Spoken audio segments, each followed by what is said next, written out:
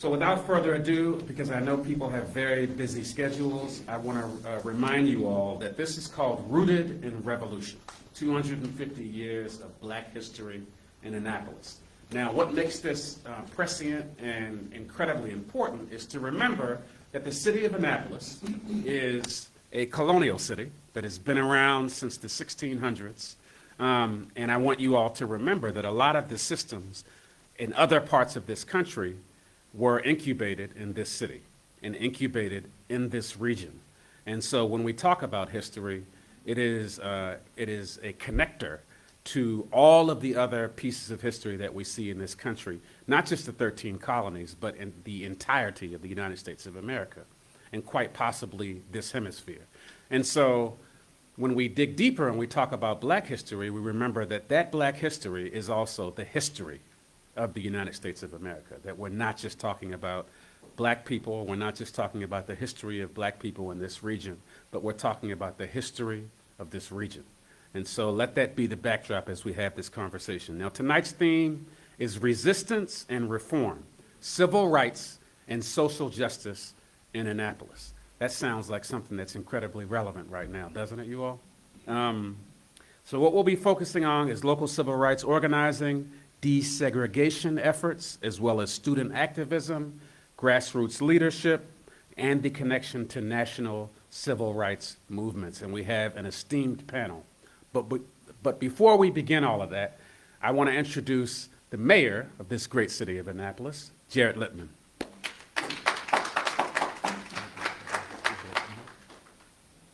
Thank you, Will. It's a pleasure to be with you all today. I also want to recognize a couple other special guests. We have our Reverend Jerry Culver here. Thank you for being here, Jerry. And the Honorable former Alderman, Ward 5, Carl Snowden. I always like to refer to Carl as the former Alderman for Ward 5 because it's something we have in common and that we share and we both take pride in. I think it is, when Will mentioned about being prescient in the moment, the fact that we're talking about civil rights and social justice today on the day of the passing of Jesse Jackson, I think is particularly poignant.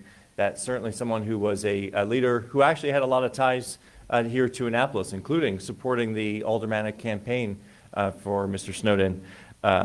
He was, regardless of, even beyond those few instances where he was in Annapolis, he was an inspiration to many people, and not just to the Black community, but people of all types and races and ethnicities, to supporting how we can come together and support social justice issues. So I just want to acknowledge him.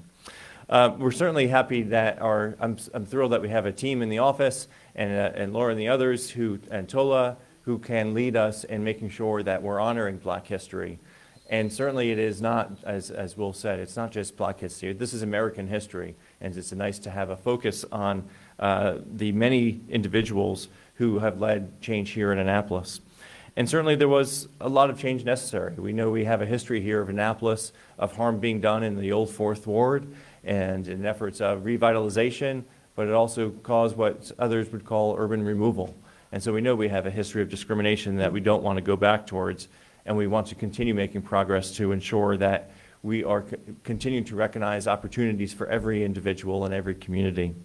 We're certainly, as we're coming up on our 250th year anniversary, I also want to acknowledge the importance of some of our bad history and some of our opportunities for improvement. And so as we celebrate our country's birth year, we can also celebrate achievements and milestones, and we certainly want to do that. Lastly, it is my great honor and opportunity to introduce to you someone who doesn't need any introduction, but I will anyway, our wonderful and esteemed Congresswoman, Sarah Elfreth.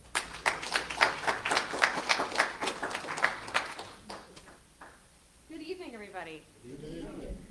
I saw this on the community calendar, and this is the week I don't have to be in Washington. So I thought to myself, there's no place I'd rather be on a Tuesday night than with you here at the Bush Library, celebrating, as has been said, American history through the lens of Annapolis and our role in this nation's founding, but also, as our mayor said, the challenges that have been overcome through the work and what we're going to talk about tonight of the civil rights movement.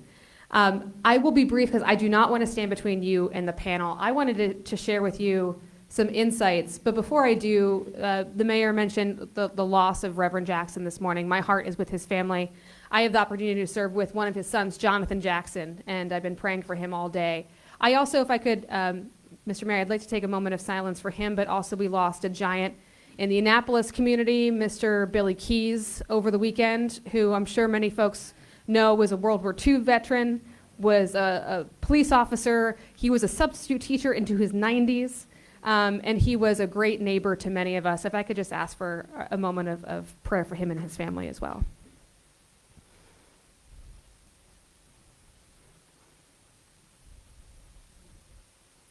Thank you. And I'll be honoring Mr. Keys on the House floor next week with a speech.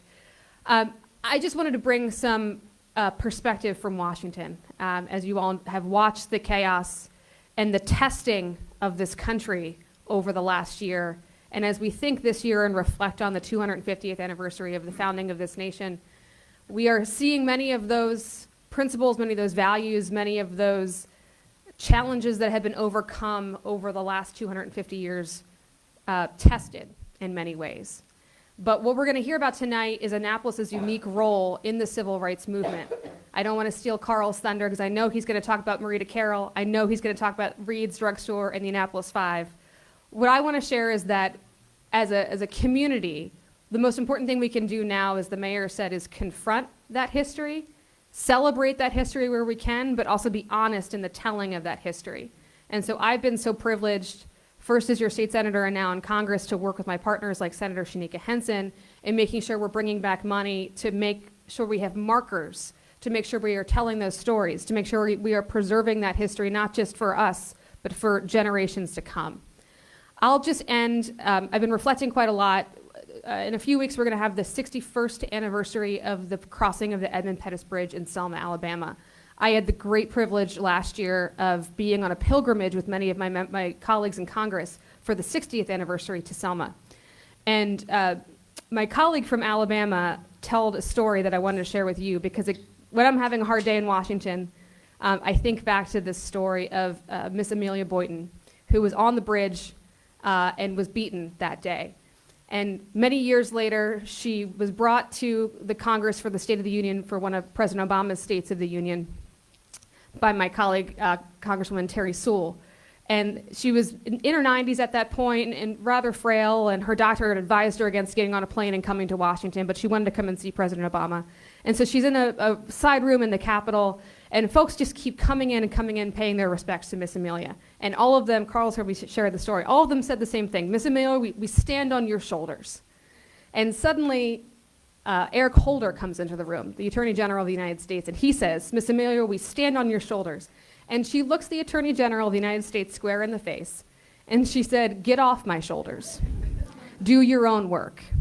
And I think what we're going to reflect on tonight in Annapolis' unique position and role in that same period 60 years ago.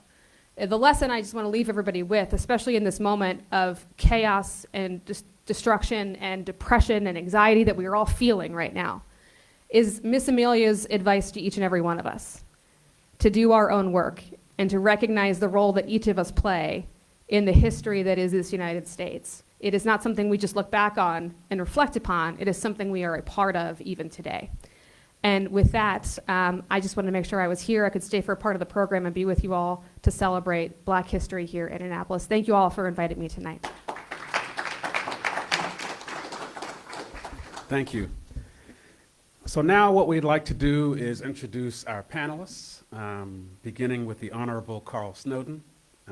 If you would take a seat on the stage. Thank you. Next up is our very own councilperson, the Honorable Keanu Smith Brown Smith.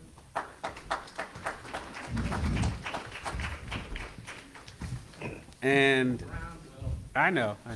Pastor Jerry Colbert, whom I had the pleasure just of this weekend doing a Black History Month program at his church in Laurel, which was a beautiful program. And next up, we have Corinne Makel.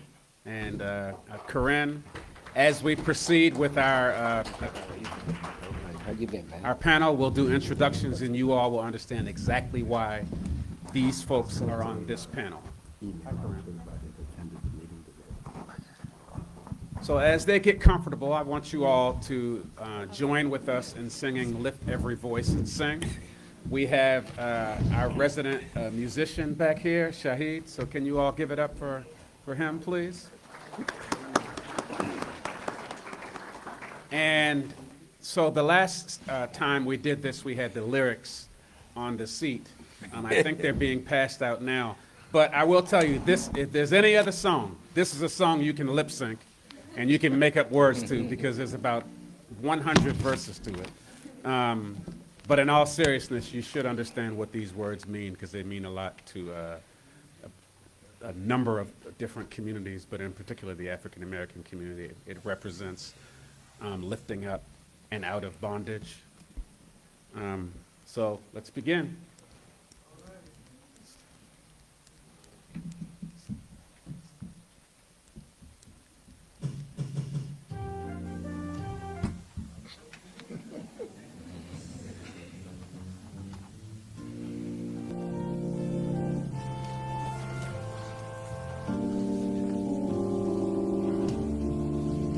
Yes, absolutely.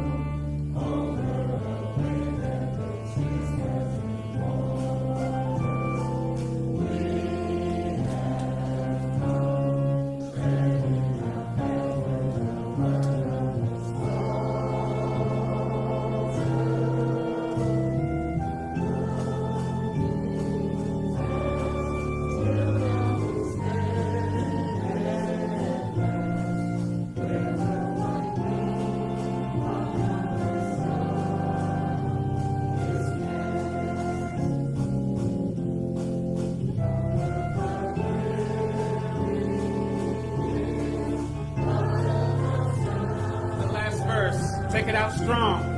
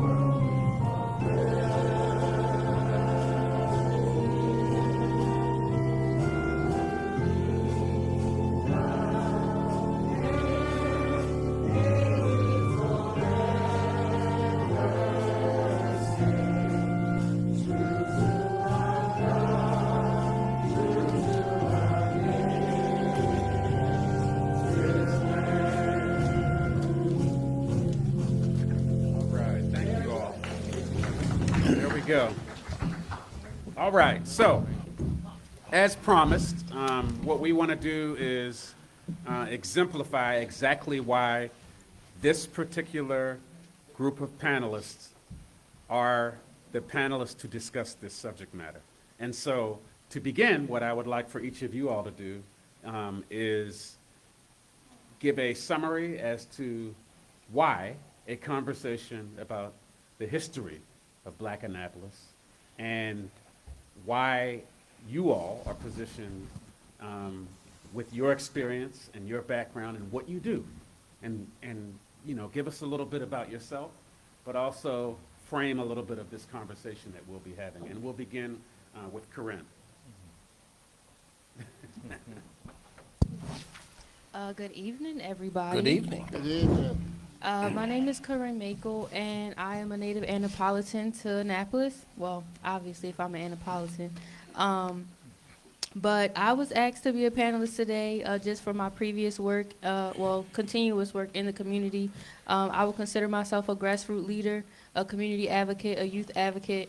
Currently, as the acting president for the Youth and College Division for the NAACP, I definitely take pride in youth advocacy and being able to just continue advocating at a youth level and being able to actually educate the youth about why it is important to have a voice, speak up, and stand firm on your beliefs.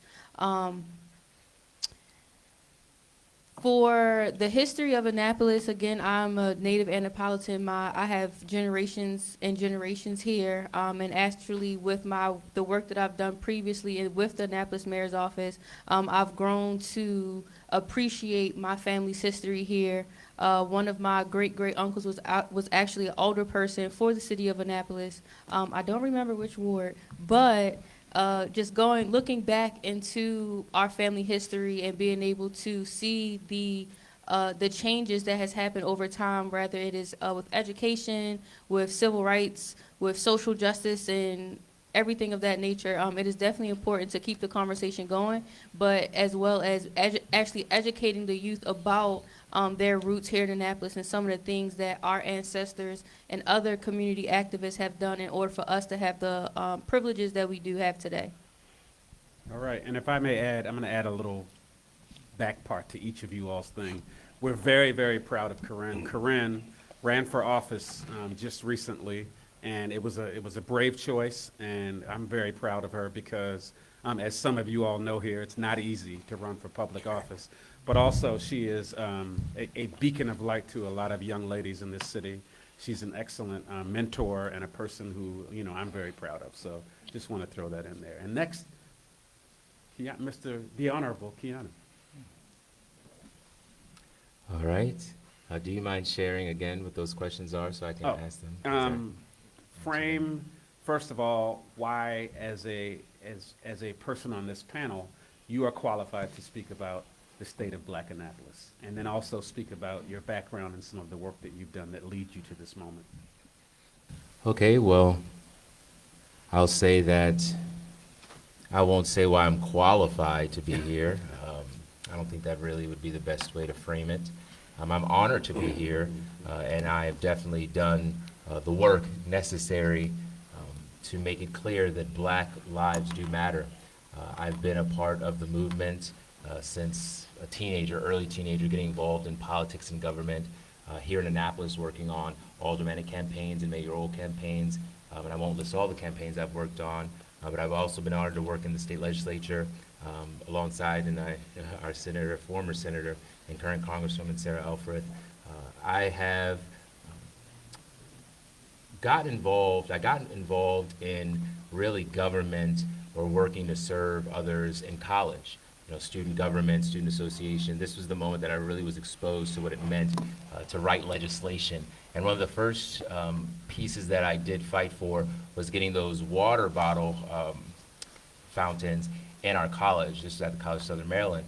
And to some, that may not seem like a major deal, but when you're talking about the environment and the importance of reusing bottles, I mean, I'm really upset I only have my water bottle today.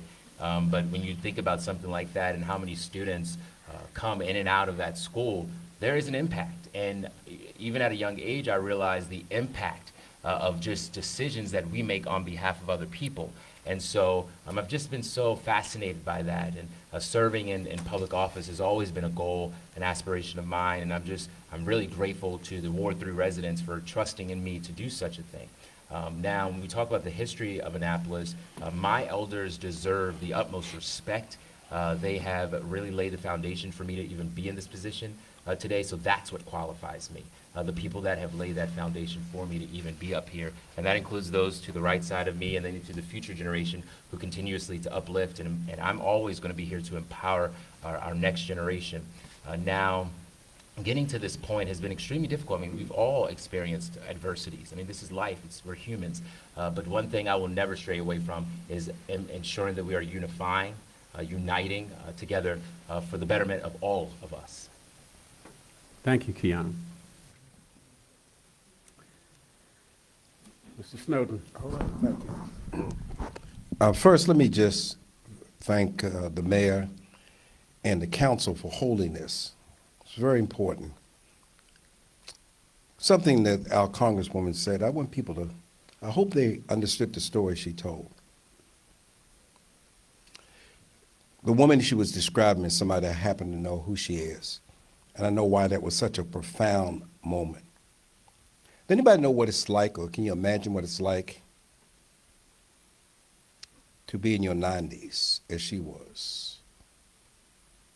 I often think of my mother, who died at the age of 104 years old. Some people read about history and others live history.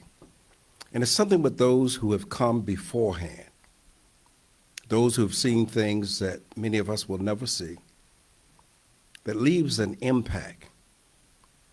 For some in this room, when you talk about segregation, apartheid, if you will, it sounds so ancient.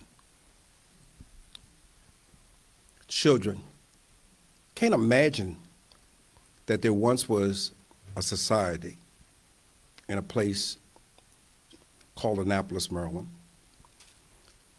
where if you had the misfortune, as did my mother's father. My mother, who would live to be 104 years old, lived 60 plus years longer than her father. Her father lived in a place called Davidsonville, Maryland. Just a farmer doing what farmers do, trying to survive, trying to take care of his family. And one day, my mother's father had a stroke. Those of you in the health field know that the quicker you can get to someone who had a stroke, the greater the chances of their survival, and more importantly, the less damage that will be done. So please travel with me just for a moment. The years is in the 60s. My niece discovers that my mother's father, can't move.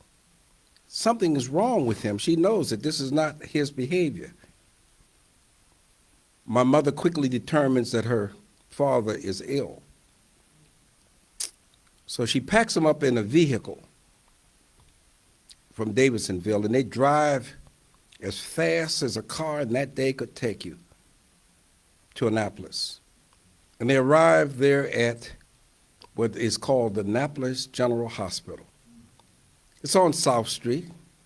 There are people who are gathering there.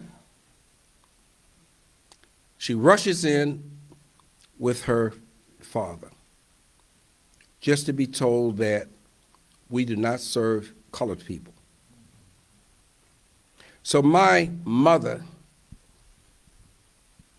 concerned about her father, is faced with this dilemma. We have a hospital that has all of the necessary services that could save her father's life, but because of the color of his skin, they will not allow him in. By the way, my grandfather's name was John Brown. Ironically, if you knew who John Brown was in history. They rushed him to a place called Freeman Hospital, which is in Washington, D.C. When he arrives at Freeman Hospital, it's too late. He has died. When you die in this country, they always list the reason why. And on his death certificate, they put, died from a stroke. My mother, when telling me this story, said he didn't die from a stroke, he died from racism. Let's not kid ourselves. I've seen a lot in my life, and I've seen a lot experiences. And the one thing I want to really say to the group tonight, and you're going to hear this over and over again, because, sir, I agree. It's not about yesterday, it's about today and tomorrow. And what is disappointing to me is in the year 2026, a woman I have a deep, deep, deep respect for. I know the barriers she went through. I know what she has done. I know the kind of impact she's had on our society. And when the occupant of the White House sends out a video describing Michelle Obama as an ape, my question became, what will we as a nation do? How will we respond? I waited patiently as I waited to see who's going to speak out on this issue. Who's going to say to this president, it's wrong to refer to the former First Lady as an ape? The silence was so deafening. I talked to an editor of a newspaper today called the Baltimore Sun, and I asked this question because I wanted to make sure what I said tonight people heard clearly. I said to the editor of the Sun papers, can you give me the names of elected officials, civil rights organizations who have sent in press releases condemning this racism? And to my astonishment, she could not. What's wrong with us? What is wrong when in 2026, someone can refer to a black woman who, those who don't know Michelle's history, college educated, top of her class at Harvard, did better than Barack Obama in terms of academic achievement. But despite the fact that she had gotten this prominence, she was called an ape. And here's where the connection comes. My grandmother, my mother's father, who died of a stroke. Michelle Obama is called an ape. The question must be asked, what will we do? And I close with this. I love history, because if you pay attention to history, you will learn a lot. There are people in this room and people watching. If I were to ask them, why is the very bridge that leads to the State House called Williams Bridge, what is its relationship to black people? And I can guarantee you that the vast majority of people listening and in this room have no idea who Williams was, W-E-E-M-S. They have no idea who a woman named Anna Marie Williams was and what role she plays in the history of Annapolis.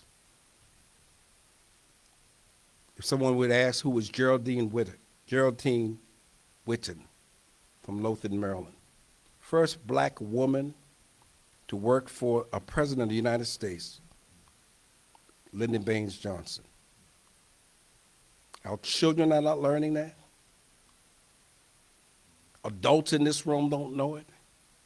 The reason we must work hard to preserve and to tell the history of our people.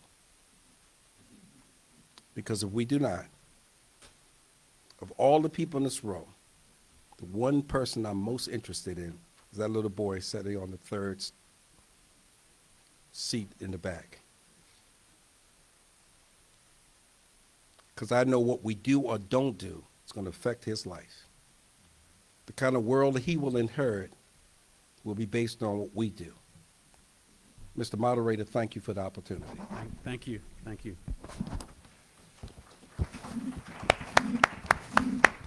Reverend Colbert? Good evening. I'm Reverend Colbert, a relative of many of those that have come before us. I pastor on Bay Ridge Avenue for 18 years. I've been in the ministry for 20 years, 21 years. And I don't know if I'm really qualified, but I feel as though I have been in social justice all of my life. I lived on the other side of the Severn River, and my church property was given to us by a slave owner. My let me get this right, grandfather was a free slave, or it's a great, Randy. But anyway, he was my uncle, which is your grandfather, was a Methodist preacher. And back in that day, even the Methodist church was segregated. Mm-hmm. The black Methodist preachers could only earn what they called a local preacher's license. And when in 1968, the conference, prior to that, combined to become the United Methodist Church, because you had the Methodist Colored and then the Methodist Church. My uncle and many of the black pastors had to travel to Bennett College to be certified to become a pastor within the Methodist Church. And once they got that piece of paper, they could not become an elder as everyone else in the Methodist Church was an elder. They were grandfathered in as a deacon. And with that, I have always been connected with Asbury on West Street, the mother church of Black history, Methodist history. And was there where Reverend Green and Reverend Berry, and most of you know Reverend Bowman, they instituted social justice. And I was always involved in that. And I can remember my uncle, Reverend Green, said, if you can't say anything good about anybody, don't say anything at all. And that has carried with me for all of my life. And when the old Fourth Ward was destroyed, and they promised them money for their homes that they owned, and of course, Afro-Americans didn't own a lot of money. Most of them didn't. And so they took the money and they sold themselves out. And now we are pocket in neighborhoods like Bay Ridge Garden, Robinwood, Bywater, Annapolis Gardens, And that really hurt me because in that old Fourth Ward, there were multiple Black businesses. Doctor's office, beauty shops, barber shops, small country store, little stores on the corner. It was a thriving community. And when they took most of that away from us, and what was left of Clay Street became a drug haven. And from there on, we've been fighting to clean up that particular area. And it still hurts today, when they changed the ward from Ward 4 to Ward 2. It's like you took something away from my people. They only knew of the fourth ward because that's where family was. And so I stay on the battlefield this evening for social justice. I remember the old fourth ward. There were three doctors. I can remember two, Iris T. Allen and Theodore Johnson. There's a doctor there. Dr. Richardson, yes, And I guess I'm telling my age. Because of segregation, I was born in Dr. Johnson's office. But needless to say, qualify or not, we have, as a Black people, have come a long ways. But with 1600 Pennsylvania Avenue, it appears that we are slipping. And so as long as I can educate and promote decency and honor and work, I will do this. And so when I die, Will, you can stand up and say, well, here's a man for social justice. There you go. There you go. Thank you. Thank you all so much. All right, so let's jump right in. And I believe that what aspects of what all of you all mentioned lead into this first question. And so we'll take a bit of a walk in the past. And this is about local civil rights organizing as well as desegregation efforts, right? Annapolis is the capital of Maryland, which, as I said earlier, means a number of things. Yet it maintained segregated schools, neighborhoods, and public spaces well into the 20th century. What were some of the key local campaigns that challenged segregation here, and who were some of those community leaders who led the charge on that and who were also behind that? And any of you all can jump in as you feel you want. For your viewing audience, Will, this is educational because there are some people who don't know this. Mm-hmm. Most people don't realize that Annapolis, downtown Annapolis, had a Black hotel. You go and ask the average person, has there ever been a hotel in Annapolis that was owned and operated by Black people? They tell you, no. Annapolis never had a Black hotel. Just not true. On a place called Fleet Street was a hotel called the Ideal Hotel. Many, many, many famous people who happened to be people of color stayed at that hotel because they couldn't go anywhere else. There may be some people in this room old enough to remember places like Susie T.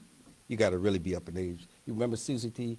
I know, Reverend, you didn't go to the bar, but maybe you talked to some of the people who did. The Susie T. I remember Susie T. Dixie Hotel. Dixie Hotel, I remember. Browns. Red Carpet. Dewdrop Inn. Cars Beach.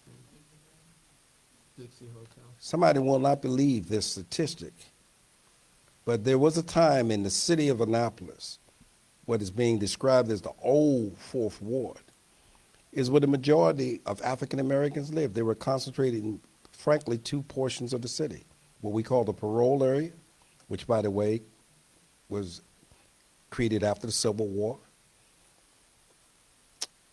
And then we, of course, had what is called Uptown, which is the old Fourth Ward. In direct answer to your question of how we break this up, I don't even know whether Reverend Colbert knows this. He said he was born by Dr. Theodore Johnson. And for those who don't know Dr. Theodore Johnson, who he was, incredible man, by the way. Most people do not know what I'm about to tell you. Nobody here from historic Annapolis to Anne Arundel General Hospital, Anne Arundel Medical Center have not done this. Remember when I was telling you about my grandfather died at Annapolis Hospital? The reason I and others who were Annapolitans were not allowed to be birthed at that hospital, I had to go to Johns Hopkins. My parents took me there because black people, black women couldn't have their children right there at the hospital. And so many people, myself included, when you look at my birth certificate, it says Baltimore, Maryland, because I was born in Baltimore, Maryland. But it wasn't by choice. It was because of racism. So here's what Dr. Theodore Johnson did. He said, if the hospital won't serve black people, we're going to create our own clinic. And he was the first one to create a clinic, which is now where the current Calvert, where the current Treasurer's Building is. There's a little street there called Carroll Street, I think. And it used to be right there. If black women needed to get assistance, it was Dr. Johnson who made sure that they got that assistance. The same thing is true if you happen to live in the parole community. The reason there is a parole health care center, because if you were black, you could not get services. It was that fundamental. And so when I think of the changes that have occurred over the years, you can always trace them back to names like this: Walter Mills, the Reverend Leroy Bowman, which has been mentioned.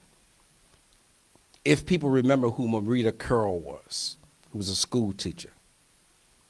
There's a woman named Ethel McKinley, who was part of this, what they call the Annapolis Five. But there's a woman in more modern times I'm going to mention. Some will know her name, but most don't know this history. Most people do not know that in 1973, I didn't say 1873, I said 1973, a black woman who had never been to college in her life, but she had a little boy, which was her grandson. And she wanted the best for this little boy because she knew that the opportunities that she was denied, he would not get.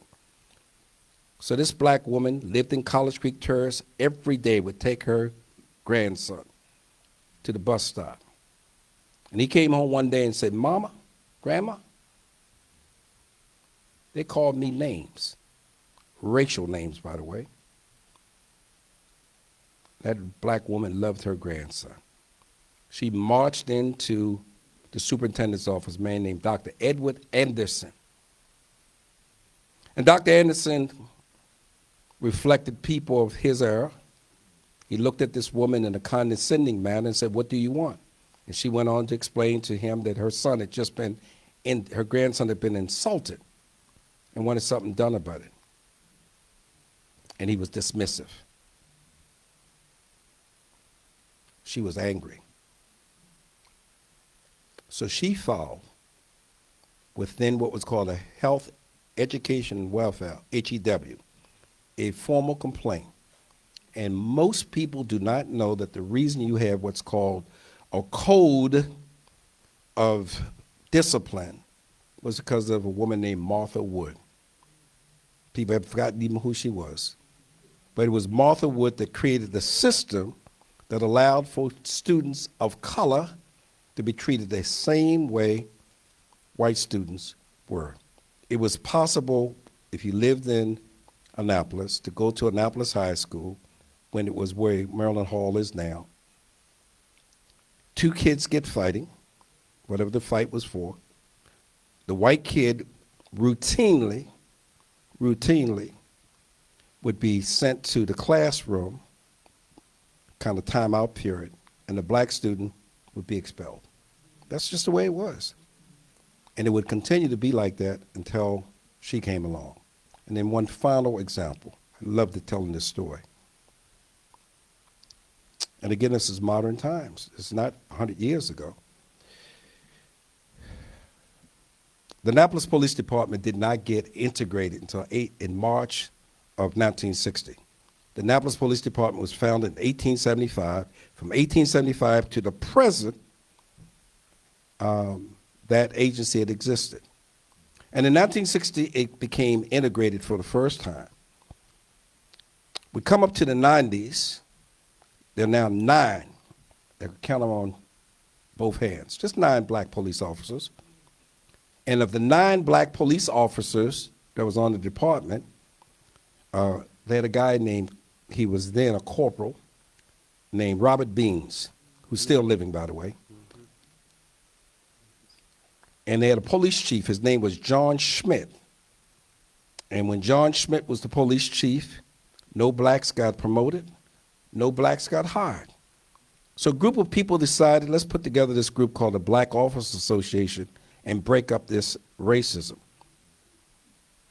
So envision this, if you will, a command staff, all white, and these black police officers who are coming to say, well, what are you going to do about to make sure that we get an opportunity to get promoted, we get an opportunity to get hired, etc. And John Schmidt, who was then police chief, big man, 6 feet 5 inches tall, happened to be of a German background. John Schmidt stood up, all 6 feet 5 inches, red face, and said, I don't want to hear anything but black and white. We are all blue, every one of us. Do not talk about black and white. And became crystal clear that the chief didn't want to have anything to do with this discussion. So everybody sat down. You could hear a pin drop. God bless Robert Beans. Robert Beans raised his hand. The chief looked at him glaringly and said, what do you want, Corporal? And Beans said, I just got a question. Why do you treat the darker blues different than the lighter blues? It was those kind of courageous acts that we saw bring about the kind of reforms that take place. And if you ever want to know about education, health, jobs, there are local people that you can point to who literally made the difference. They're the ones who made the difference. And finally, and this is for your audience listening, because they won't know this, most people think public housing in the city of Annapolis was built for black people. It's not true. The first public housing units that were built in the city of Annapolis was for white people. Black people could not go to public housing. Bloomsbury Square, which exists, was primarily for white people. And public housing didn't get integrated until many years later with College Street Terrace, which was a segregated public housing development. And when you look at the people who brought about the changes, most of them are local, and most of them were courageous, did incredible things. And one of the greatest, in my opinion, local efforts. That's why I wanted that young boy to be here, but he's going to miss this. The so-called Annapolis Five, I wish people pay attention to who they were. 2 school teachers, a dentist, a shop owner, and they were all adults, well in their 40s and 50s. This is 1960. And the set-in movement's just taking place in the country. People are setting in all over the country, but they're mostly college students. Annapolis is the only jurisdiction I'm aware of where the first major set-in did not take place with college students, but it took place with people who put it all on the line. When Marita Curl stood up to protest segregation, she could have lost her job. She worked for the school system, as could Ethel. Dr. Callahan had a dentist practice. He was really, I'm just admired those who've come before us, who demonstrated courage. So I would say that most of the progress we've had has been a result of people who are willing to be courageous. Thank you. Brother Will, if you don't mind, I would like to go next. Folks, I have to leave. I'm a pastor. Today is what we call Fat Tuesday or Shrove Tuesday. So I have a stack of pancakes waiting for me at my church. So Mr. Snowden stole a lot of my thunder here, and I thank him for his history. Anne Arundel County was a segregated county up until 1966. I went to a segregated school up until 1966. Parole Mills is where I went in the first and second grade. Murray Moss back here, which was Adams Park. I went from the third to the sixth. I went to Bates Index, the seventh through the ninth, and I stayed at the high school until the 10th grade. And then we had integration. I went to Annapolis High and I graduated from Annapolis High. But as I have mentioned, we stand on the shoulders of many our school teachers and religious leaders who boycott and stood the test of time at what is now the Graduate Hotel, which was the old Annapolis bus station. And I remember my grandmother raised me because my mom died when I was 6 years old. And she would put my sister, my cousin, and I on the bus every summer to go to Philadelphia to spend that time with our aunts. And we could not come inside. There was a window in the back in which you purchase your tickets, any type of sandwich that you want, and you sit toward the rear of the bus. And that also happened when the train station was down on Bladen Street. They had a color section and a white section. And we were always told, behave yourself, do not ask questions. And I was the type that liked to ask questions, why?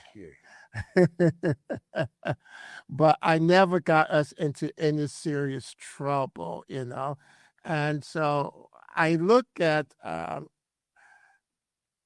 the shoulders that we stand on, the older generation and the pastors who fought so hard for us, and we stand on their shoulders tonight, you know. We've come a long ways, but we still have a long ways to go in the city of Annapolis. When I ministered to the folks in Bay Ridge Gardens and I said, let's go downtown, there's nothing downtown for us. The only thing we can afford downtown if the hot dog stand is open to buy a hot dog. We can't afford the restaurants and we can't afford the clothing stores. And that makes me very sad, you know, and that they live within but without. You know, they're on the outside looking in and said, why can't we have some of these same benefits and privileges? And so, you know, I will continue to fight in that community, and I will continue to fight in Annapolis for social justice. And in closing, I just would like to, I want to thank, when I was growing up, you had the NAACP that fought all of your battles. They're still around. I guess Annapolis battles are too small for them to fight. I don't see them very often within our neighborhoods. But I do want to thank Brother Snowden for the Black Caucus, who educate us, teach us, and move us forward, and forever making things aware to us. The statutes that Black Caucus have established, and I'm so grateful for that.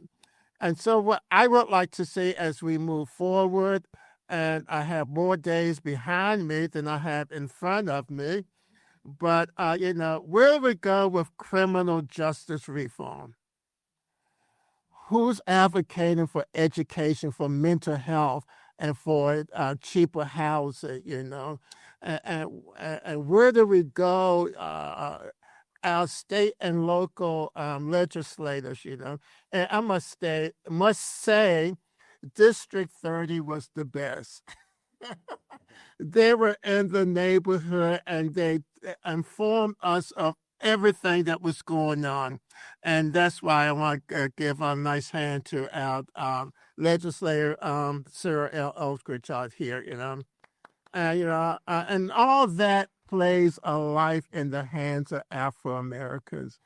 I appreciate the opportunity to be here, and I'm sorry I have to leave, but my church is expecting me, so Have a good evening. Yeah. All right. Thanks, sir. So I wanna take. Thank you very much, and I want to evolve that question a little bit for you two, and a part of it is, given the history of education, the history of those segregated spaces, I do know that you, Councilman Smith Brown, are an educator. And so you deal with a lot of young people, and you yourself are young. And so as we look to, as both of you all look to the present and the future of being involved in social justice work, but also in being sure that we do not repeat some of the darker parts of our history. And then, so there's that part. And then I'd like for you all to identify, if you can, some young people and some present-day people of all ages who are, pushing us forward and mentoring and doing some of that work, if you can. All right. I think it's on. Okay. I think you have the best mic. Oh, yeah, there you go. Because you can talk from this distance and be all right. There you go. Thank you. Well, to the first part of that, it is true. I am an educator. I've been serving for 4 years. I was starting off at Mills Parole Elementary School, Walter S. Mills Parole, talking about the history of leaders before us. But I currently am at Bates Middle School, the middle school that I attended. And what I'll just emphasize is this need for us to be there for our youth. Our youth are calling on us. They're expecting us to set examples. And oftentimes, whether you're living in a household with a single mom like I was, who really did her absolute best to get me to this point here. And so I'm ever grateful for, you talk about legacy and generations, especially generational wealth, et cetera. I'm ever grateful for my family and the women in my life who have poured into me and got me to this point, and showed me the need and the importance of love. And that's what this is about. We have to love our youth. We have to love our children and show them that, yes, the world may be difficult ahead of you, but I'm here to support you. And there are people I know, we do have in the back, Alderwoman Daisha Conte. I do want to acknowledge her from Ward 6. She has been doing the work on the ground, grassroots. Come on, give her, come on. Please stand. Yeah, this is our Alderwoman. Thanks, Alderwoman. And she'll be honored in the Few of the Many Awards. I know Corinne Maker will be honored in the Few of the Many Awards, which I have been honored at the Few of the Many Awards as well. But Deontay Ward was the first one that came to mind. I worked with him directly when I was vice president of Superior Future, which is a nonprofit here locally ran by Harold Molloyd. In 2019, he started this, and annually doing a Christmas drive. And then it kind of expanded beyond that, serving in Annapolis Gardens. I started a summer camp, and an after-school program. And you saw just the youth growing from 5 students to 25 to 35. It's engagement. We have to meet our children where they are. Something funny about this is that, yes, we can be as hip, we can dance with them and do all that stuff, but intellectually, our children cannot read as much as we need them to read, and we got to acknowledge that. Mm-hmm. And so we have to step in. It's beyond the technology. It's about the interconnect. We got to be connected with one another. We really have to communicate with one another, and that's something that I've done and continue to do. And I do my best to share with. Even today, I saw one of my students, cry. I don't know. I think after Valentine's Day, she shares a couple of things. But I told them, you can rely on me, trust in me. Of course, being school appropriate. If you have anything that you would like to share, feel free to. We need to create open spaces, cultivate these spaces for them to feel comfortable enough to share with us what they may be dealing with. Because trust and believe, me starting work at the age of 13, I've worked for the Capital Gazette, delivering papers in Admiral Oaks, which is also where I grew up. And I did that not just for myself, because I wanted a little extra money, but also for my mother. We couldn't have really afford life. Thank God for social programs like food stamps at the time, SNAP now, and other programs, healthcare, Medicaid, et cetera. But that's what our children are dealing with. And it's even worse now, especially when you think about the federal government, the pressures, them trying to take money away from education. These are some real things that we're going to have to fight back against. Sadly, we have to fight. Of course, do our best not to be as violent, but with our action. That's how we're fighting back. And so I think from my educational background, I did not plan to be an educator. I thought I was just going to be an elected official and make money off that for the rest of my life. But I realized, and mentors told me, you can't do that, because then you'll be stuck in this idea of just needing to be reelected, needing to be bound by that, however much money you're getting from that. That's not a lifestyle. You need to have something that's stable. And I felt that education was a very stable place to be in. I'm connecting directly with families, children. I'm seeing the wealth of knowledge that these children have and how we can really help shape that mind. Because as was just said earlier today, they are the next generation. That's also why I looked at that young boy in the room, because when we look around us, bringing those children into these spaces is so important because they need to be exposed. We can't continue on with this lie, and try to paint it out to be something that it's not, because life is real, and they're having to, just as much as I did at that age, we're having to do things that children shouldn't have to do. And so one thing I'm just going to say, and I'll wrap it up there, is we got to do our part. We got to do our absolute best, okay, with whatever we have. And that's why I'm just so grateful to God to give me breath, because I said when I decided to get into this field that as long as I have breath, in my body, I'm going to do my absolute best to step up and stand up for all people, because that's what we deserve. Thank you so much, Keanu. Thank you. Also, I want to reference, before you go, Corinne, I want to reference that there were several schools in the Annapolis area and in the state that did walkouts. I'm not sure if Bates was one. Yeah, for It was, but I cannot Yeah. speak to that. Talk to our principal, Joe Lustgarden. Okay. All right. So I just wanted to point that out, that, we do have a lot of young people that are activated and ready, to move and use their voices and their feet, for some of these current issues. Corinne? I want to just start off by saying and acknowledging that everybody's upcoming is different. Everybody's walks of life is different. Everybody's path that they choose to take is different. But also understanding that a lot of this generation, I know I can speak for myself, I didn't grow up in a household where we talked about history. I didn't grow up in a household where we understood government or the importance of politics, of how politics actually play a part in your day-to-day life. And so the opportunity for me to get into community service work, to understand more about government, came from a friend of mine, a previous alderperson for Ward 6, DeJuan Gay. He created an internship opportunity for college students to intern for the city of Annapolis, and that's where I met Tola and Will, and became really good friends with DeJuan, because I wanted to understand and cultivate that community-centric thinking while also being able to understand how government operates. So growing up, I grew up in Bywater. I still live in Bywater until this day. I'm the youngest sibling of 3, single mother who works at Bates Middle School, has been there for over 20 years now as a custodian, and now went back to school to become a lead custodian.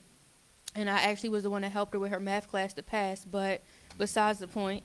I chose not to go to Annapolis High School because during that time, my older brother and sister were involved in some things that they shouldn't have been, and I didn't want that to trickle down onto me and affect my education. So I took it upon myself to challenge myself. I ended up going to South River High School, a predominantly white high school until this day. I enrolled myself into the magnet program, and my mom didn't even know that I was doing it until I filled out the application, everything myself, entered myself into the raffle, and when I got accepted, she had to sign the paper. So that's how she found out. And I say all that to say my first racial interaction was with a teacher. It wasn't with a student, it was with a teacher. In that STEM program, we already had a pre-made schedule from 9th to 12th grade year. And in this particular class, it was a project-based learning class where we got graded on our PowerPoints, on how we dressed professionally when we presented the PowerPoints, how many times we said during the PowerPoints. And in this particular assignment, see, there we go. With this particular assignment, it was a group assignment where we had to do some research and then create a question and then we had to figure out a solution as to what we wanted to solve. So mine was to integrate STEAM into elementary and middle school curriculum: science, technology, engineering, arts, and math. For me, I'm a very creative person. I try to come up with solutions for everything. I've always been considered a curious person. I always ask why. I always want to know how things work, how things operate, how things came about, what things we could do differently in order to create a better outcome. There it is again. And then with that, we had to create a PowerPoint and present it in front of the class. And one of the assignments I got done early, and I was joking around with some of the other students, and my teacher decided to take points off of my grade because I was being a disruption to class. To me, had he paid attention to the conversation that I was having, I was actually helping out the other students. And so when I tried to have that intellectual conversation with him, he was very dismissive. And I don't take heed to that. So I went to my guidance counselor, explained to him what happened, and then I told him that I wanted to go to the principal because I didn't do anything wrong. If your students was being distracted, they could have told me to leave them alone, but I was helping them with their assignment nonetheless. So the principal ended up scheduling a time to come to the classroom and had all of us represent our assignments, and basically told the teacher to give me the points back that I deserved, because the principal said himself that the presentation that we presented was one of the best that our class had. So with all that being said, that was one of the first turning points for me with being able to not only stand up for myself, but understanding that and I forgot to mention that in the class of 100 students in my 9th grade year, there was only 9 black students, but by the time we got to our 12th grade year, only 3 of us graduated. And so there was a lot of discriminatory actions that could have played a part during my high school career. But nonetheless, had I not given myself the privilege or the courage to even put myself in a challenging situation like this, I probably wouldn't even be sitting here in front of you today. So, for me, it's important to continue to understand how government works, continue to understand how politics play a role in our life day to day, but also educating our youth about it is important, because then we'll be able to give them a stronger voice while they're young, and they're able to be more comfortable with speaking out and having those difficult conversations as they get older. And for me, that's something important. I've always been a very opinionated person. And if I have something to say, best believe you're going to hear it, regardless of how difficult the conversation is. I have learned over time that, sometimes your delivery is important, and sometimes you got to have a softer delivery when speaking with certain people. But at the end of the day, what's right is right and what's wrong is wrong. And if I feel like I have to speak up about it, then that's what it's going to have to be. If you feel as though I'm being disrespectful or have to change my tone, not saying that you're not right, but I want you to feel what I'm saying. Rather, it's coming from a miscommunication, misunderstanding, or sometimes even anger. But understanding that it is really important to give our youth the platform and the ability to come to you with those difficult conversations, to not just verify or to confirm their feelings, but to just give them a better understanding of how to deal with their emotions, how to deal with difficult conversations, and really being able to get them to understand how to go about certain situations. I've worked in Annapolis High School with a lot of the students that grow up in a lot of these underserved communities today, and just hearing some of the things that they talk about, some of the things that they praise, honestly, it's disgusting. Because had it not been for their parents or their grandparents cultivating conversations in the household, they would probably have a better standard of living, a higher expectations for themselves, which is really important today. Because like everybody is always talking about, our youth today is our future. So understanding that if you're not installing certain principles and certain morals and having certain difficult conversation with them now, they're never going to be able to understand or get to a point of, I should change I want to change the perspective. I want to change my perspective. I want to change my understanding, and I want to continue to grow, not for the betterment of myself or for my family, but for our community as a whole. And I feel like that's something that has actually been lost in this generation. And I'm actually honored to have had the privilege of working in the mayor's office, and having some of the mentors that I've had to help shape me. Thank you. Okay. Yeah. Thank you. Thank you. So, on that exact same note, you lead us to the next point, which is, given all of these variables and issues, and remembering that, and correct me when I'm wrong, that the first elected African American in the entire state of Maryland was elected in this city as a council person. And I believe his name was William Butler. Wilbert Butler, just so that you all know. And so that leads me into our next piece, since we happen to have a formal alderman and a current, to talk about, so how does policy and how does using your seat at the table and your voice, how does that further our cause also? And do you utilize that? Because it's a choice whether you utilize it. So can you all speak on that? Yeah, I can. Let me just, if I can do this real quick. I know those of you who came didn't expect to be asked a question, but I'm going to ask a question to the audience, Yes. if I might. Okay. And I just want to, and this question is really designed to help us understand what time it is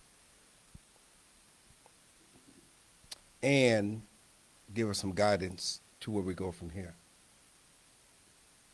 For the people in the audience, who do you think was the most famous African American ever in history? Frederick Any Douglass. names you want. Frederick Douglass. Somebody said Frederick Douglass.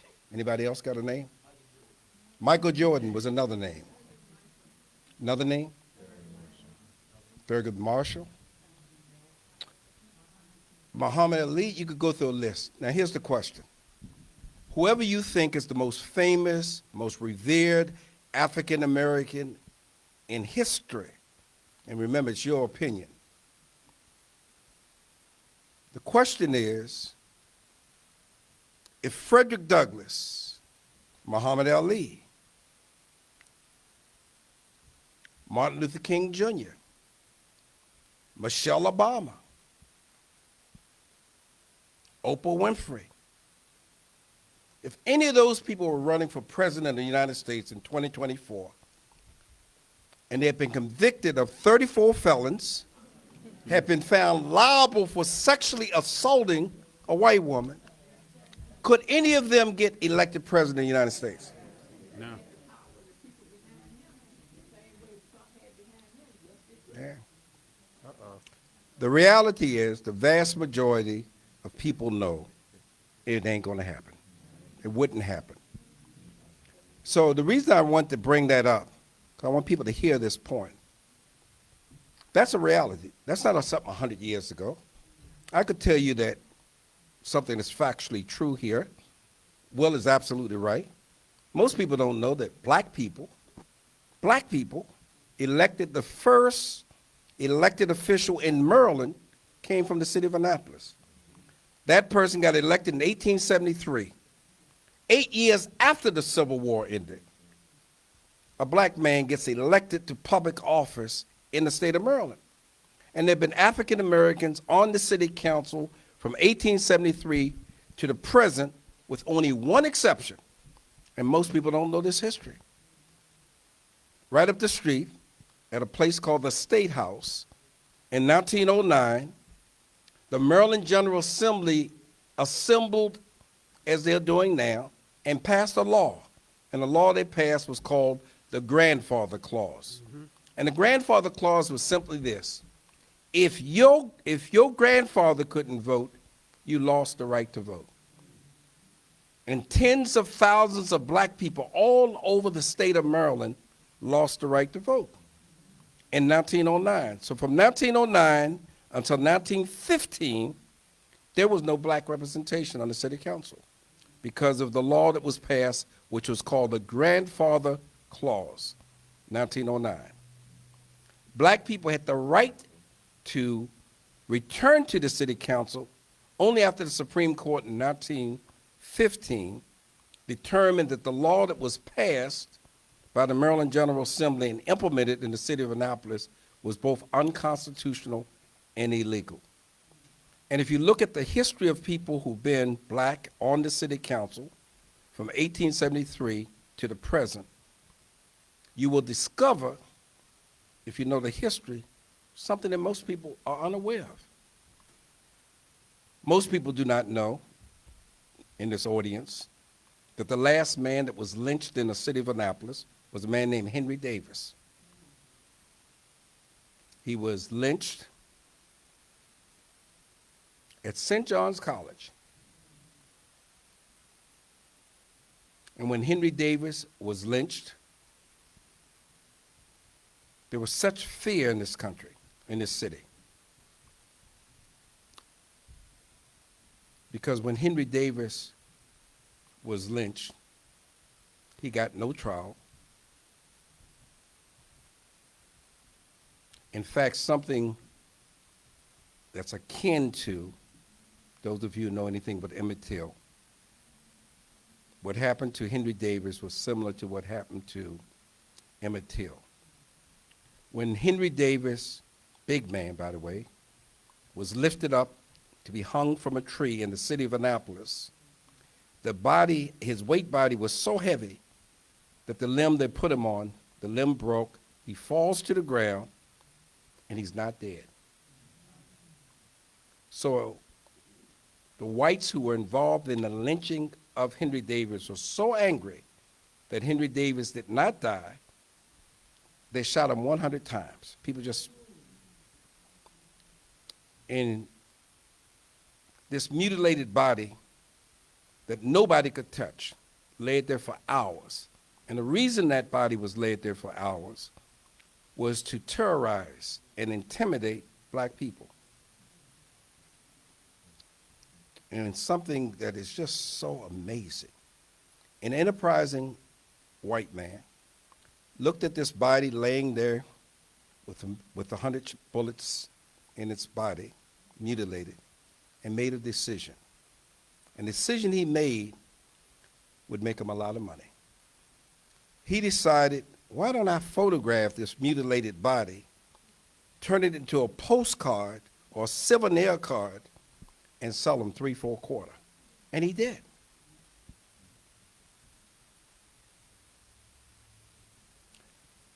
This violent, outrageous act.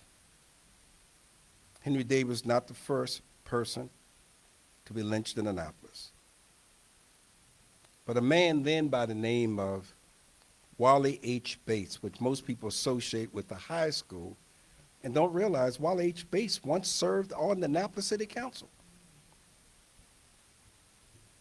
And what I'm about to tell you, people don't like this part of history, but it's true. Wally H. Bates was so outraged that this black man was murdered, mutilated, that he put in a resolution. And the resolution was a simple resolution. It just simply said, in essence, that everybody has the right to a trial before they are murdered. Not a single member on the city council who was not black voted for that resolution. It died. But the very fact that he used his power as an alderman to raise the issue, it got news attention. In the city of Annapolis, again, talking about what an alder person can do if he or she is so willing to do it. You can put in legislation that was put in, and I know what I'm talking about because I put the legislation in. Do you know that in Annapolis, Maryland, that there used to be segregated private clubs? If you were an Annapolitan and you wanted to go to the Annapolitan Club and you was a Jew, Jews were not allowed at the Annapolitan Club. Y'all didn't hear me. If you were Jewish or black and you want to be a member of the Annapolis Yacht Club, I don't care how much money you had, you could not join that club. There were 12 private clubs in the city of Annapolis, including one that many of you are aware of. But because we don't know the history, we don't know how this change took place. Most people in this room and most people listening to this broadcast will not know, for example, that the Elks Club, which was the largest club in the city of Annapolis with over 1,500 members, used to be on Rao Boulevard, where the district court now sits. That used to be where the Elks is. But if you were to ask people, why is the Annapolis District Court there? They won't know the answer. But here's the answer. Racism. A little black boy by the name of Tony Bryan wanted to play football. Just a kid playing football. So he joined the Elks team. The Elks team won the game. But it was determined that the place they were going to go to celebrate, neither he nor his family members could attend the celebration. And Tony Bryant's mother, a woman named Mrs. Quarles, was so outraged that she filed a formal complaint. When I got on Annapolis City Council, the first thing I did was put in legislation that prohibited any private club in the city of Annapolis from being able to get an alcoholic beverage license. If you discriminated against people based on your race, your gender, your sexual orientation, your nationality, or your religion, you could not get, under my legislation, a liquor license. The Elks were so angry, and remember, it was 1,500 members. That's a large group. They came down to City Hall and jam-packed it, raised all kinds of sand. And that bill only passed by one vote, and at that time, only 2 African Americans were on the city council, myself, a guy named Sam Gilmer. And had it not been for this one woman, where I don't know whether she's living or dead, that I served with, her name was Ruth Gray. I will always admire Ruth Gray for what she did that night. The place was jam-packed full of people. And Ruth Gray asked a question. And the man who responded to the question didn't realize the way he responded made her change her mind, because she was originally going to vote to oppose the bill. And the question she asked him was, what's going on in Elks Club that if a woman shows up is a problem? Why can't women be a member of the Elks Club? Ruth Gray, by the way, had a daughter. And the man said, well, there are things that men talk about that women shouldn't be able to want to hear. When the vote came around, Ruth said to me, I can't go with that. And she voted against it. And that's why in Annapolis today, Annapolis was the first jurisdiction in Maryland, because this bill went, the Elks appealed the decision, went all the way up to what is now called the Maryland Supreme Court, where they upheld the law, which is why private clubs today cannot discriminate against people based on that criteria that I just said. And then lastly is another example of what all the people can do if they choose to make a difference, was a piece of legislation that we put in. Some of you in the room are old enough to remember when South Africa was racist and apartheid, and you couldn't do business with it.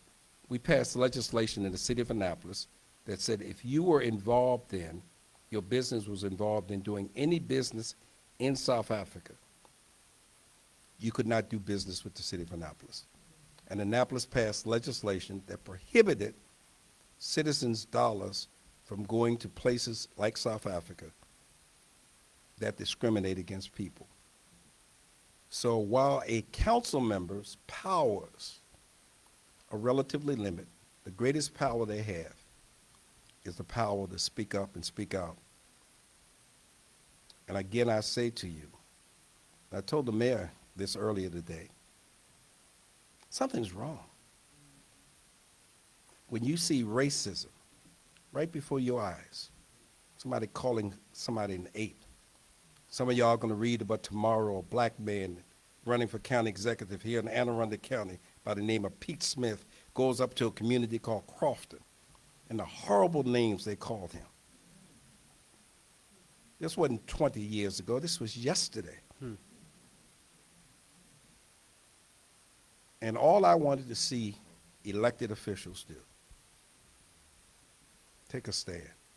The Annapolis City Council, in my humble opinion, the Anne Arundel County Council, the Maryland General Assembly, and yes, the United States Congress should have put in a resolution condemning the fact that the President of the United States referred to Michelle Obama as a ape. Very simple. And I asked the mayor, why? Why no response?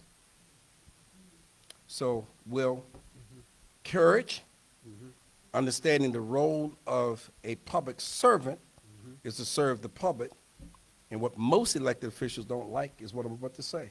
Now I'll be finished. Those of us who understand what politics should be, and those of us who had the experience, I lived through an era where Perrin Mitchell, who became the first African-American congressman, taught me something very, very important. And I would say this to my young brother and sister next to me. It's never about you. The minute you think that when you're in public office it's about you, you've already lost. The difference between a public servant and a mini celebrity is what they deliver. And I can tell many celebrities are those elected officials who bring 10, 12 people around them. They love to have their names shouted and screamed out and given all this preferential treatment. But a public servant knows that his or her role is to make sure the lives of the constituents that they serve is better. And if a mini celebrity comes in, they will kiss you, they'll shake your hand and do all that stuff. But when you ask this question, how have you made my life and my family's life better? Oh, I got a call coming in. I got to go. I'll get back with you. Thank you.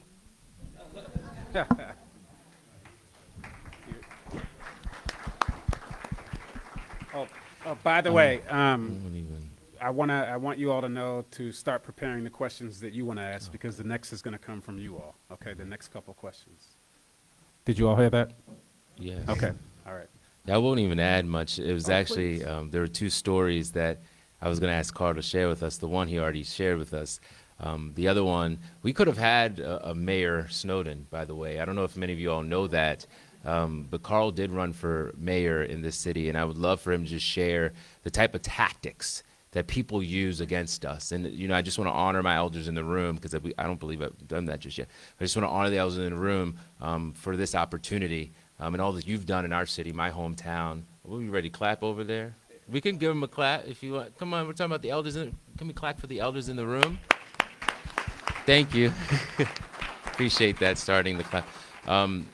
But just to give a little bit of my perspective as a council person, it's been a long days, hasn't it been, Alderwoman Conti? It's been a lot going on in our city.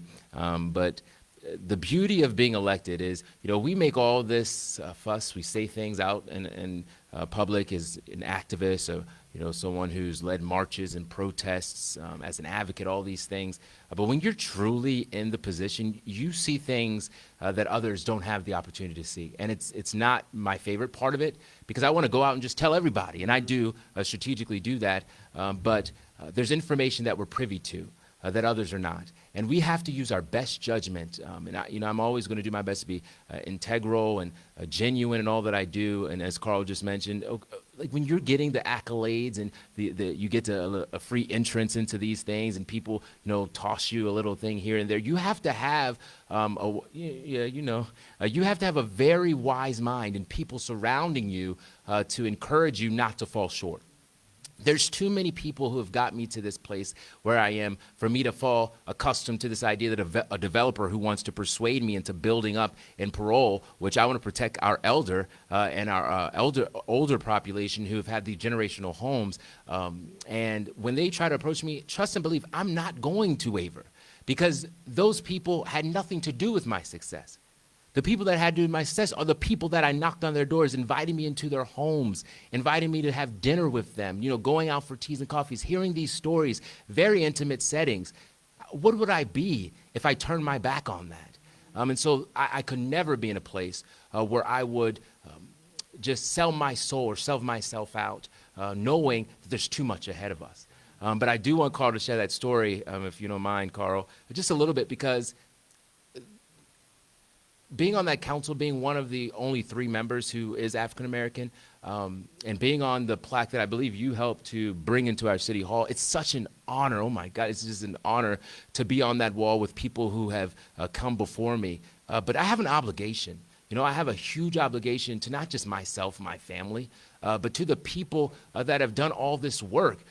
And even our future generations. And so when I look out there into the crowd, and I'm often in these spaces, and you hear them say these things that are just like, you need to watch your mouth. I don't try to pop off here, but there's things like that you get a little frustrated. You're like, how could you think like that? How could you say those types of things?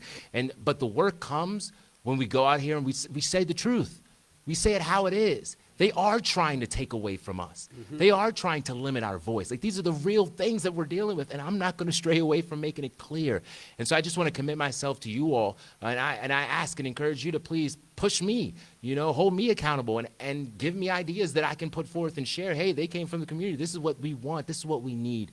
But please, if you don't mind sharing that story with us, thank you. Thank you. Yeah, let me just do this real quickly. I did run for mayor of the city of Annapolis, and most people have forgotten this. I lost the mayor's race by 29 votes. Wow. In the Democratic primary. And here's what happened. I was very fortunate, by the way. I think I can say this without fear of any contradiction. I was probably the only person that ever ran for mayor of Annapolis that had the Reverend Jesse Jackson come down to campaign for me. I then had Congressman Pern J. Mitchell. He's still living, by the way, but he being the next person I'm going to mention, he was a state's attorney at that time. Kirk Schmoke, who later became mayor of Baltimore, who, by the way, now lives in Annapolis, if you don't know that. So I had all these kind of really high-profile people coming to support my candidacy. And we were just on an incredible movement. Just, you could see it building. And then I saw this part of politics, which is so interesting. A black man, his name was Sylvanus Jones, lived in the parole community. He too was running for mayor of Annapolis at the time. And he told the Capital newspaper something they knew not to be true, but don't let that get in the way of them selling newspapers.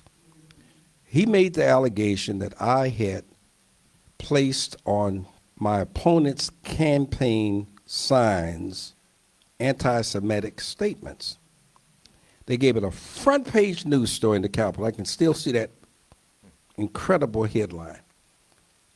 No proof, but this was done. Enough people believed the headline that Dennis Callahan, who I was running against at the time for mayor, won that Democratic primary by that very small margin. And we knew at the time that that allegation that was being made would have this impact. So because they made the allegation, he made the allegation that I had made these anti-Semitic statements, I was so angry with this guy. People say it's just politics. No, this is a reputation. So I filed a lawsuit. And I was told at the time I filed a lawsuit, ain't no use filing this lawsuit because you're a public figure, it ain't gonna happen. Well, we go to court, Anne Arundel County Circuit Court, get our case, and the judge says to Savannah Jones's attorney, who is, by the way, represented by Allstate. I found a lot of stuff when you get sued. If you got a mortgage, you can get your mortgage company to sort of defend you. And so his lawyer, which was represented, he was represented by a lawyer whose insurance company was Allstate. And they had a decision to make. Did they want this case to go to the jury, where the jury would have an opportunity to hear both sides, et cetera? Allstate looked at the facts, and remember, they're money-driven, and they essentially said, we're not going to put this case to send it to the jury, because we can't control what the jury might do. They might reward him far more than we would. So they offered a settlement. And, of course, the case got settled. He had to apologize that he made the statement, et cetera. Those of you who are interested in this, go look it up. The Capital newspaper, front page news story with the allegation. When I won the lawsuit against this guy, guess where the story wound up at? Back page, because the damage had been done and they moved on. And so when I tell people who get into politics, and I encourage people to get in politics, because that's the way you help to change the system, I just want them to know that there are those who have come before who have had to suffer certain kind of indignities for doing that. And I don't care who you vote for in the county executive race, we should not have a system that allows people, just based on their race or gender, to be subject to racial slurs. That just should not happen. If you don't want to vote for somebody because of their race or their gender or their sexual orientation, as a voter, that's your right. What you don't have the right to do is to denigrate those people, to say horrible things about them. So tomorrow when you guys read about, as you will, but what happened with Pete Smith, I'm one of these kind of guys that don't just operate and say, okay, well, bad thing happened, let's move on. I ain't buying that. And the reason you keep hearing me bring up this thing about Michelle Obama, I'm not letting people, because I know who she is and I know what she stands for. And Will, I've been telling people this, you may be old enough to remember this, somebody in this audience will know what I'm talking about. When I was growing up, there was a game called the Dozens.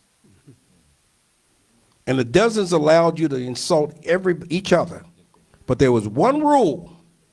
You could not talk about somebody's mother, and if you did, you better be prepared to fight.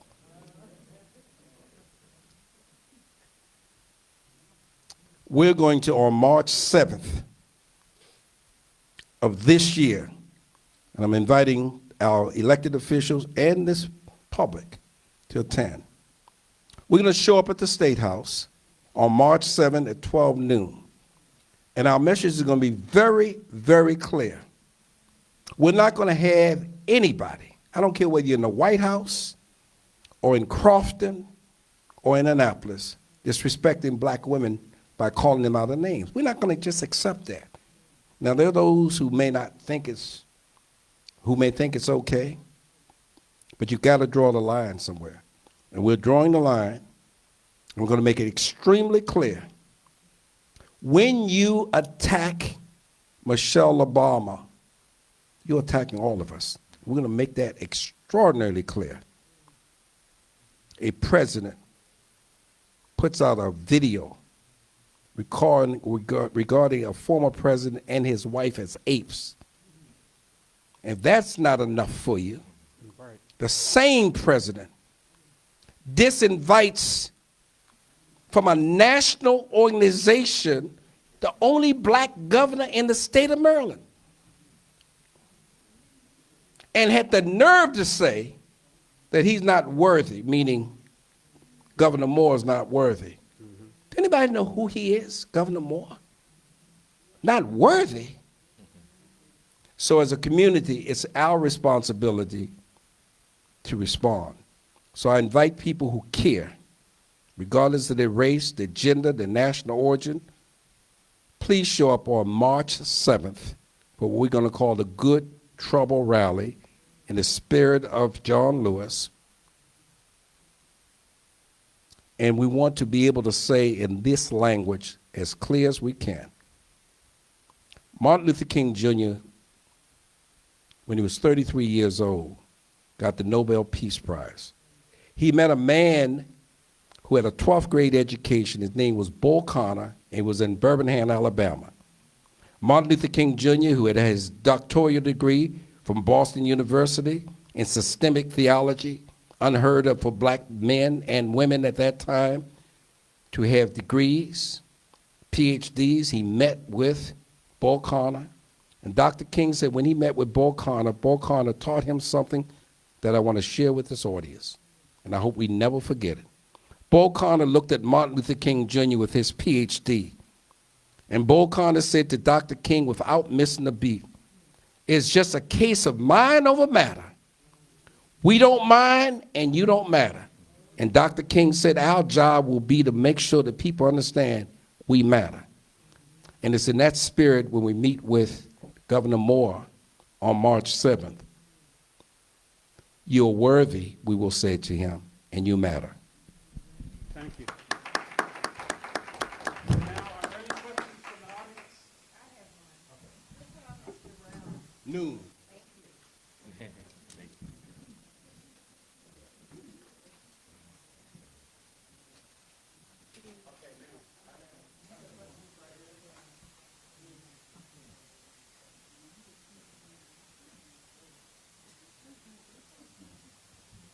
First, thank all of you for that wonderful information, and call as colleagues and elders in the room. And I take that with honor, to be an elder. Yes, sir. And in recognition that we lost our great leader today, and Jesse Jackson. And we too must keep hope alive. Despite all that's going on, we must keep hope alive. But my question is, as I look at Carl and I look at, all of us had one thing. We had adult mentors, Cecil Burton, Evola Peters, you name them. So I'm turning that to the younger adults at the table. What kind of adult mentorship do you need to make you more effective at what you do? Well, I'll just take that back, take that. I won't name a name, but the first thing that came to mind, thank you for that question. The first thing that came to mind was someone who knows that gatekeeping is not the way to go. And when you look at succession of power, you look at uplifting the next generation, the reason why, especially in our black community, we don't succeed or go as far as we need to is because those who, yes, we honor those who came before us, but not all of those people that came before us was willing to pour into those coming after them. And so for me, a mentor that we need, not just me personally, but just in general, are those that will help us to advance and know that their legacy goes on because we go on. Good answer.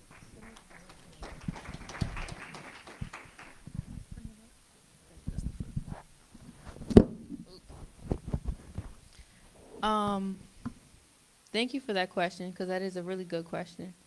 I think for me and for a lot of people that are younger than me, I think a mentor that is judge-free is important, because a lot of older people, they have their ways and they think that everything that they do is right, but not understanding that our younger generation has a different perspective and different ways to go about certain situations. And so having more of a open mind, being able to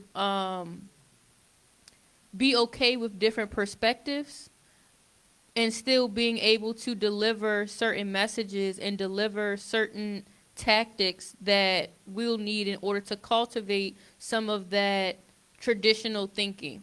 Because sometimes we don't do a good job at expressing what it is that we need, and so we don't get the information that we need. But then also, sometimes if we do over-explain, some people might not understand exactly what it is that we need. So I feel like having a open mind, being more open to to different perspectives, but then also not being so judgmental. All right, thank you. Any other questions?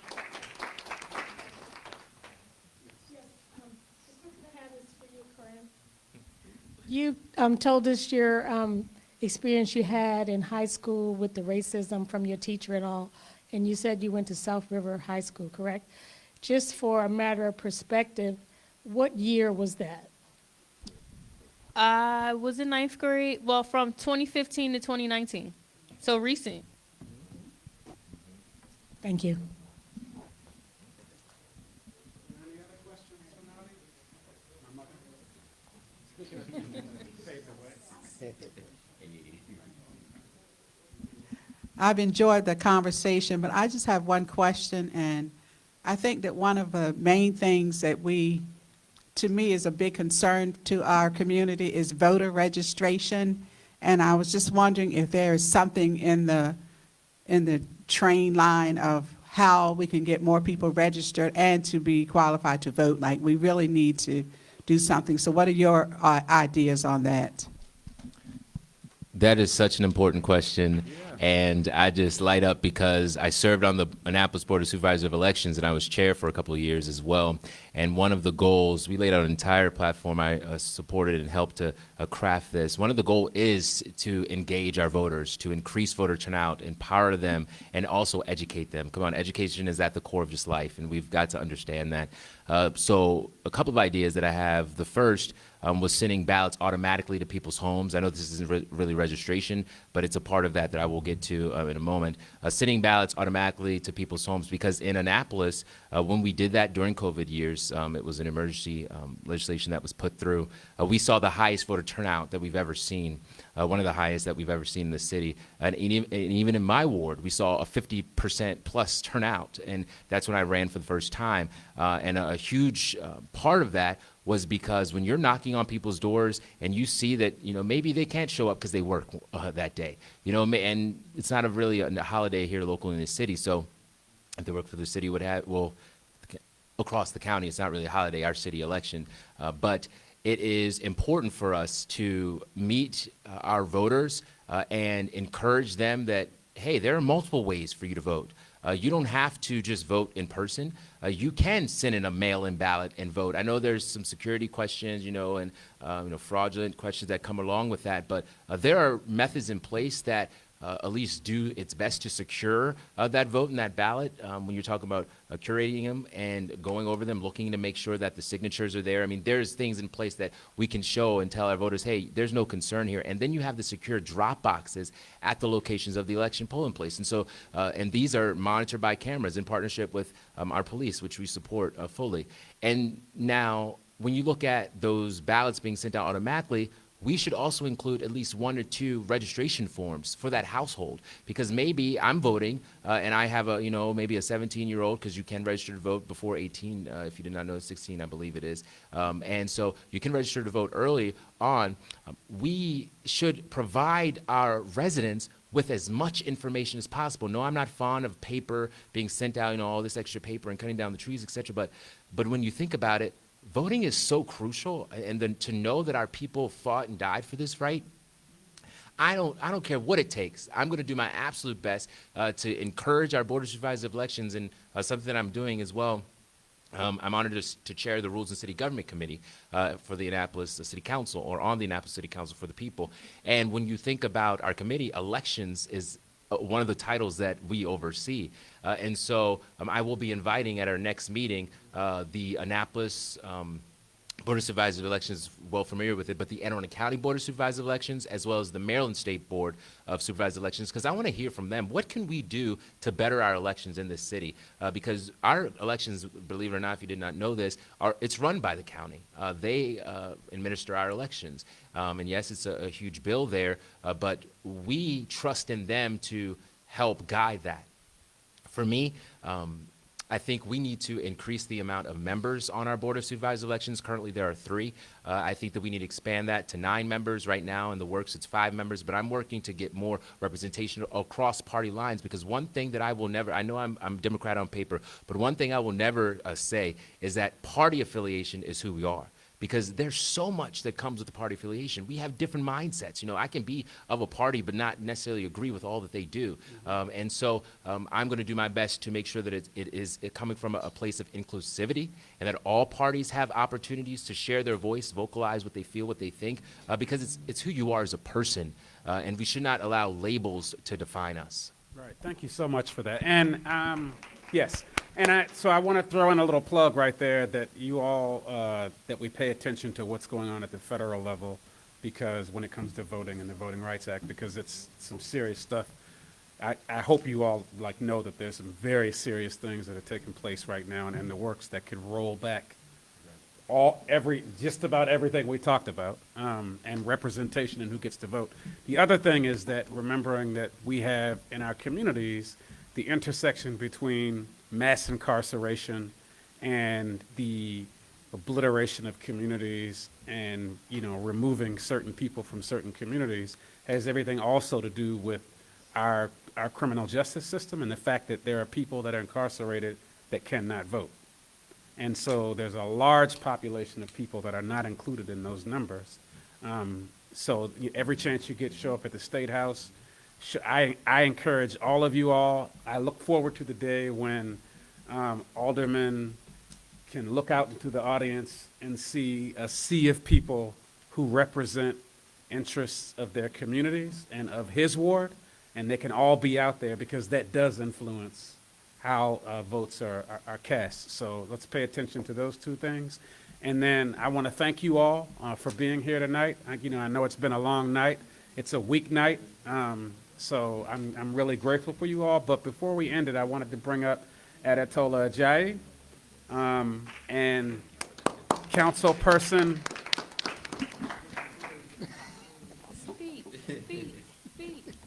So I want to give you all an opportunity to wish everyone farewell and say hey. And I can say she's shy and quiet, but she's a mighty force, and we're proud to have her on our council. She's not really shy. Yeah, exactly. Right? Yeah, right now, publicly. So come on. So thank you to our guests. There was a great panel discussion. And introduced Alderwoman Daisha Conti.